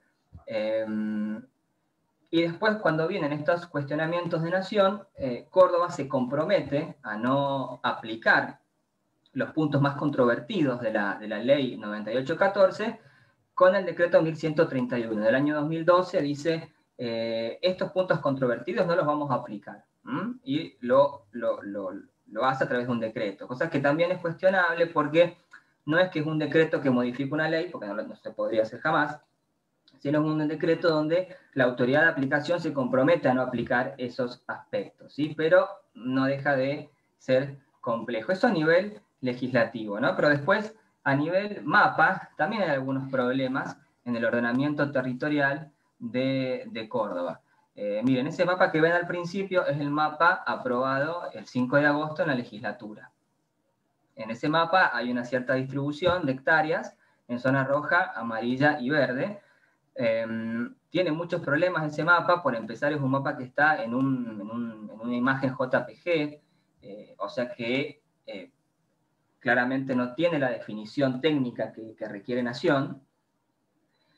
Por eso, cuando Córdoba intenta acreditar este ordenamiento con Nación, además de los cuestionamientos legales que les comentaba recién, también Nación cuestiona el mapa.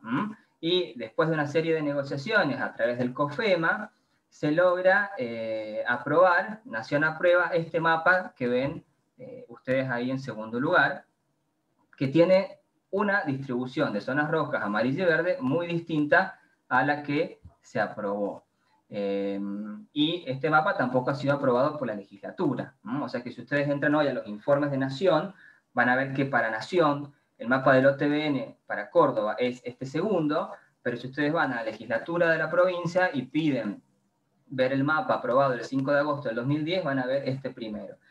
Y les puedo sumar un tercer mapa. Si ustedes van hoy en día a la Secretaría de Ambiente, la Secretaría de Ambiente hizo una vectorización del mapa primero como para lograr mayor definición técnica, y ha logrado tener un mapa mucho más preciso, que es el que hoy en día maneja la Secretaría, pero que tampoco tiene ningún tipo de aprobación en la legislatura. Así que la verdad que es un panorama muy complejo el de la provincia, tanto en el aspecto estrictamente legal como con los problemas con el mapa, que requieren urgente que Córdoba actualice este ordenamiento y resuelva de algunas maneras estos problemas.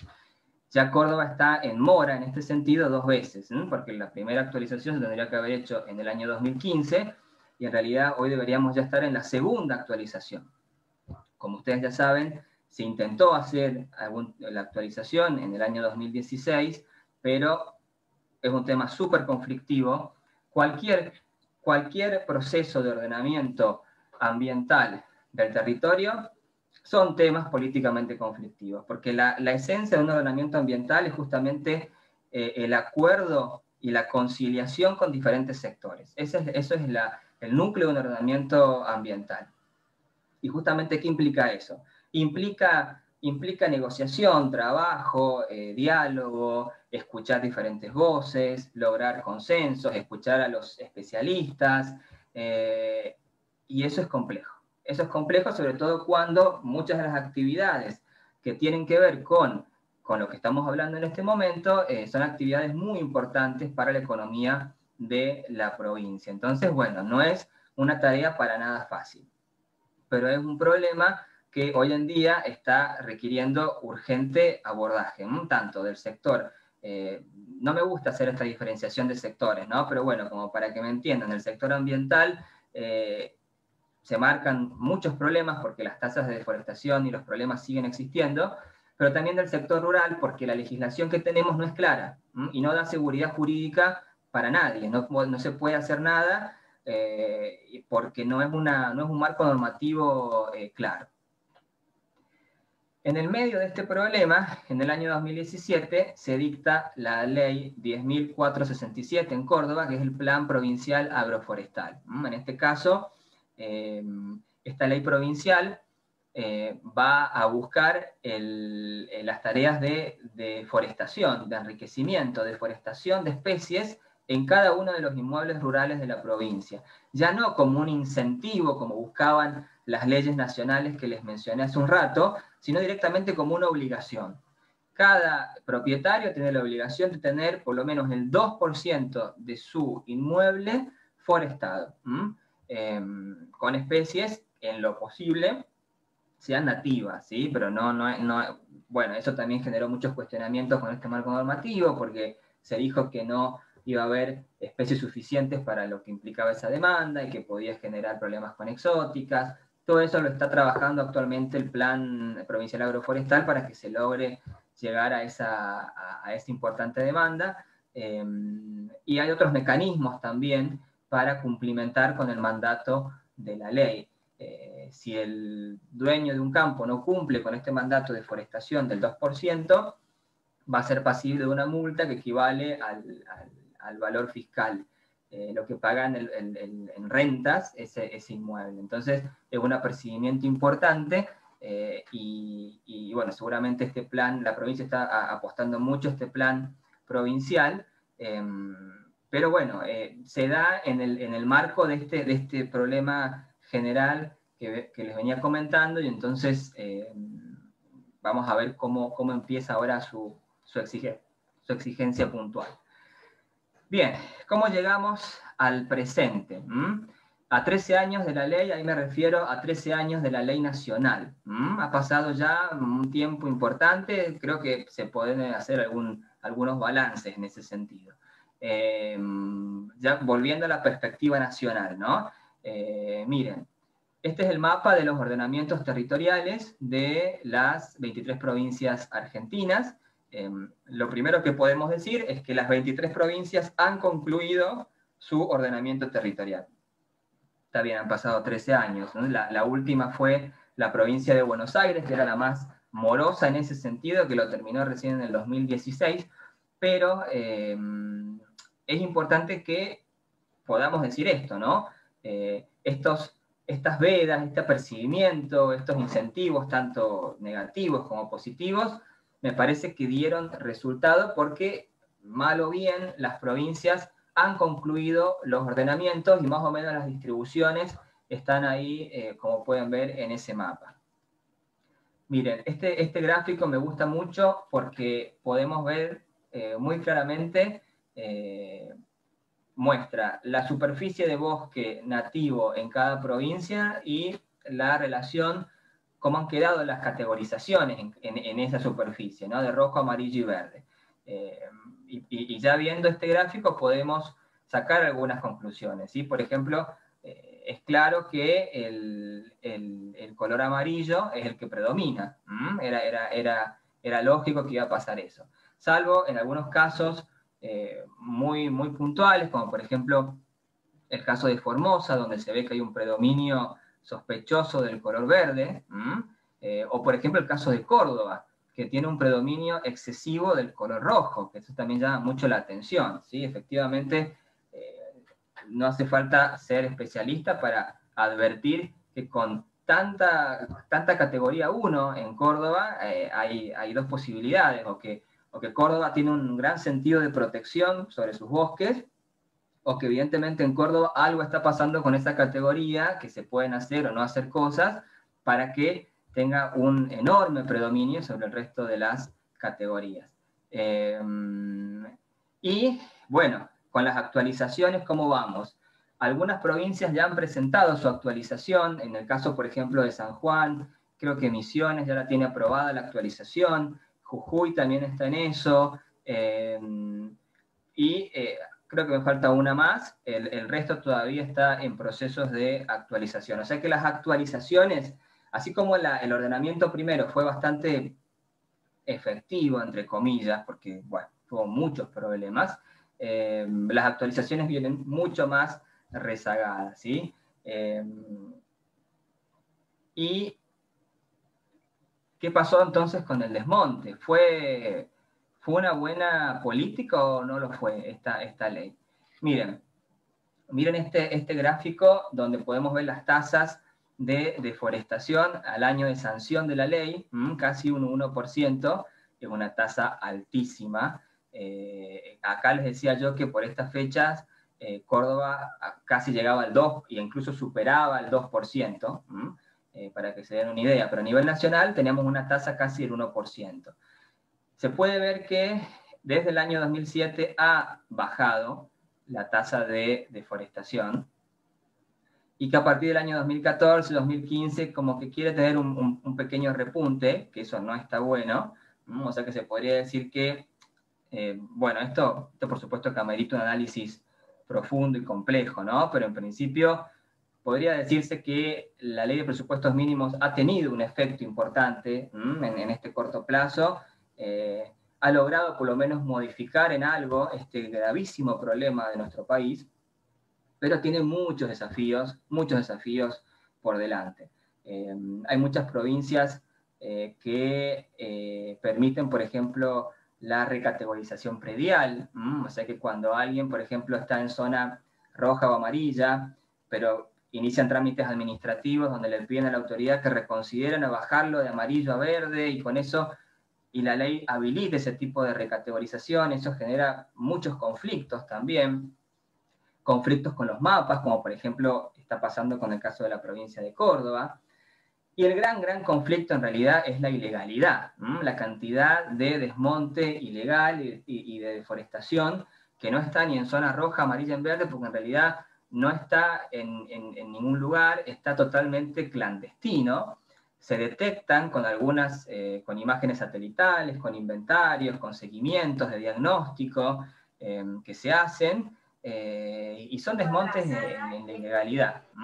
Y bueno, eso también es un problema muy grave que tiene nuestro país. Bien, bueno, espero que este rápido repaso haya servido de algo y quedo a disposición por cualquier tipo de dudas. Muchas gracias. Alejandro, si querés te leo algunas preguntas porque te han hecho muchísimas. No sé si lo quieren hacer desde el aula, si no te puedo leer yo. Buenísimo, a ver. No hay problema, Laura, si querés leerlas, las podés leer. Algunas que me parecieron interesantes, que es algo que viene surgiendo bastante. ¿Qué pasa con las zonas rojas luego del incendio? ¿Se puede, o sea, cambia el uso del suelo en esos casos o no? Bien. Sí, creo que esa es la pregunta del momento, ¿no? Creo que hay mucho interés en ese tema. Con total claridad puedo contestar esa pregunta porque en ese sentido la ley es extremadamente clara. Cualquier zona que esté en zona roja o amarilla, si ha tenido algún tipo de afectación antrópica, sea un incendio, sea un desmonte ilegal o lo que sea, no puede ser recategorizada, tiene que mantener su categorización, ¿sí? Eso es importante porque cualquier otro tipo de plan que se piense hacer en esa zona, tipo un plan inmobiliario, un plan agrícola, no va a ser posible si la zona estaba en esa categoría. ¿Cuál es el problema? ¿Cuál es el problema? Cuando no sabemos con precisión en qué categoría estaba. Por eso la importancia de que Córdoba tenga seguridad jurídica, tenga claridad en el mapa, se sepa con exactitud cuáles son las intervenciones que se están solicitando, los expedientes de autorización sean públicos, para que uno pueda hacer un seguimiento, porque es muy probable que si hay alguna intención real de modificar ese suelo, de modificar esas zonas de bosque para convertirlas a otra, claramente va a tener que ser de una manera totalmente clandestina e ilegal, porque por lo que dice la ley, eso es totalmente prohibido.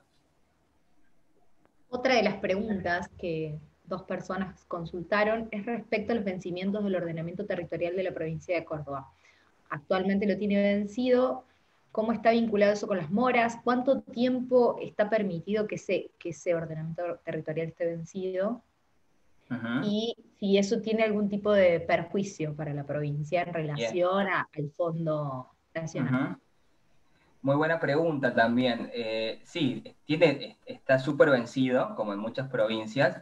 No tienen las provincias el apercibimiento que tenían al hacerse el primer ordenamiento, pero eso no quiere decir que no esté en una situación de ilegalidad por tener el ordenamiento vencido. Ahora, ¿quién es la que tiene que exigir que el ordenamiento se realice? Y bueno, tiene que haber ahí podría pensarse a nivel judicial, hay una especie de demora de los poderes públicos, pero también ahí la que puede tener un rol importante es el Poder Ejecutivo de la Nación, porque no hay que olvidarse que en una ley de presupuestos mínimos nosotros tenemos 2 autoridades. Tenemos la Autoridad de Aplicación Nacional, en todo lo que vela por los aspectos de presupuestos mínimos de la ley, y las autoridades provinciales, que son las que tienen la principal tarea. Pero no es menor el rol que tiene Nación. Nación ahí, como custodia de los presupuestos mínimos, por ejemplo, para el caso de Salta, Nación ya sacó una resolución donde le advierte a Salta que una reforma que ellos hicieron vía resolución es ilegal. Vamos a ver qué podría hacer también Nación en relación a este problema que tiene Córdoba y muchas otras provincias. Lo que pasa es que aquí también entra en escena las delicadas relaciones políticas entre las autoridades de los diferentes gobiernos. Entonces, bueno, ya entramos a tener otras variables en consideración. pero si Nación quisiera, yo entiendo que no solamente puede sacar resoluciones como la que sacó, que les decía recién, para el caso de Salta, sino hasta incluso hasta podría pensar en una vía judicial, o quizás otras medidas también efectivas, como por ejemplo dejar de enviarle los fondos del Fondo Nacional por estar incumpliendo el presupuesto mínimo, ¿no? Pero son todas escenarios hipotéticos. Y acá hay una pregunta que, la verdad, bastante específica, que habla sobre cómo se define la superposición de leyes en un mismo territorio. En el caso de que se pondere la ley de vivienda única por sobre una zona roja, particularmente. Y ella hace alusión, entre paréntesis, de que se sabe que el avance de la frontera urbana, bajo el derecho a esa ley, termina generando un cambio del uso del suelo. ¿Cómo es en el caso de que haya una superposición de leyes en un territorio? Habría que ver exactamente a qué se refiere con esa superposición, Okay.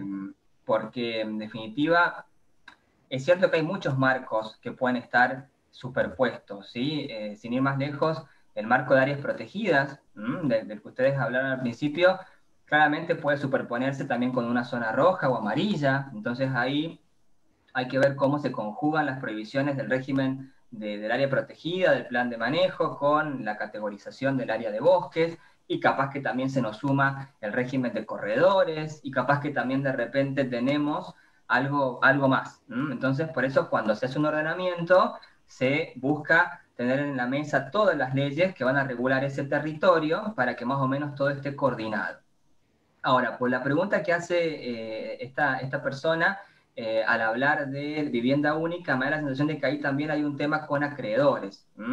No sé si, y eso creo que ya nos debería llevar a otra discusión, porque en principio una persona que tiene una vivienda en una zona con bosque nativo tiene que adaptar sus posibilidades de manejo de esa área al bosque nativo en el que le tocó el inmueble, ¿no? O sea, no puede por tener una vivienda, en principio no le va a dar mayores derechos sobre ese bosque nativo por el hecho de tener una vivienda. Tendrá que buscar la manera de congeniar ese uso con esa zona en particular, en principio. Hay un montón de consultas. Me parece que el tema de la ley de bosques... sí, me parece que da como para mucho, ¿no? Porque la verdad que hay un montón de consultas. Sí, hay una que me parece interesante también, que habla sobre las condenas judiciales vinculadas al desmonte en zonas rojas. Si hay de ejemplo, en algunos casos que hayan existido en Córdoba condenas importantes desde un punto de vista judicial. Bien. Bien, bueno, eso hay, me imagino que con condenas hablamos en términos amplios, ¿no? Condenas en general. Obviamente que este problema jurídico no iba a tardar en trasladarse a los tribunales, ¿sí? Y hay varios casos en tribunales que tienen que ver con los bosques nativos de nuestra provincia, pero, bueno, no los quiero aburrir, pero en resumen, lo que más se judicializa hoy en día son los temas de loteos. Tenemos un tema judicializado, por ejemplo, con el loteo de Candonga, que está generando una investigación penal. También hay un juicio, un proceso en la Cámara Contencioso, hay otro en un juzgado de Carlos Paz, todo en relación a ese loteo. Tenemos también con los loteos en Mendiolaza, en el tema de... sí, creo que estoy bien, el del terrón de Mendiolaza también está judicializado la segunda etapa. Hay también en San Antonio de Redondo, un proyecto de Gama. Son todas autorizaciones de urbanizaciones que se dieron en zona roja o amarilla, y que claramente eso no debería haberse dado en principio. Por ejemplo, en el caso este de San Antonio de Redondo, que hay un pronunciamiento de una jueza de Carlos Paz, en primera instancia se hizo lugar al amparo y se condenó a la empresa y se declaró ilegal esa autorización porque claramente estaba dado en zona roja y amarilla, e incluso hay algunos funcionarios provinciales que están siendo investigados penalmente por esas autorizaciones. Así que bueno, hay varios procesos dando vuelta, la mayoría vinculados a proyectos urbanísticos. Bien. Laura nos Estoy dirás. repasando algunas otras preguntas, pero me parece que Bien. la mayoría están relacionadas con ese tema. Preguntan también si se vence el OTBN de nuevo, si se pueden hacer modificaciones del suelo hasta que se actualice. No, porque lo que nosotros ahora tenemos es el OTBN aprobado y tenemos que partir de eso, y el hecho de que esté vencido no le quita virtualidad. El problema es que tenemos que no sabemos cuál es el OTBN que tenemos aprobado, porque el OTBN, como les decía, en la legislatura es un JPG, en Nación es un mapa que no tiene nada que ver con el JPG, y Secretaría maneja un vectorizado que es parecido al JPG, pero que tampoco es como el de Nación. O sea que en realidad esa es la incertidumbre que maneja la provincia, pero más allá de eso, no es que partimos de cero, ¿no? Si se hace una actualización, hay que partir del ordenamiento que está aprobado. Bueno, perfecto. La verdad que me parece que está clarísimo. Me parece que también las preguntas más o menos están contestadas. Si hay alguna otra pregunta que no hayamos contestado, que hayamos salteado por la cantidad de comentarios, les pedimos por favor si nos lo pueden mandar por mail, y se las enviaremos a los disertantes para que se las respondan oportunamente. Uh-huh. Así que bueno, muchísimas gracias a todos por esta asistencia a este curso. La clase está grabada, así que les estaremos enviando de nuevo la grabación. Y bueno, cualquier cosa nos pueden consultar. Bueno, muchas gracias. Muchas gracias por la invitación y por por todas las personas que participaron. Felicitaciones a mis compañeros y mi compañera por la ponencia muy, muy buena, muy clara. Gracias Laura, gracias a la universidad, y estoy a disposición para cualquier duda. Igualmente, muchísimas gracias por el espacio, a la universidad y a todos los que estuvieron del otro lado escuchando. Cualquier consulta, ahí dejamos también nuestros correos y vamos a compartir las exposiciones. Hasta luego. Bueno, muchas gracias y buenas tardes.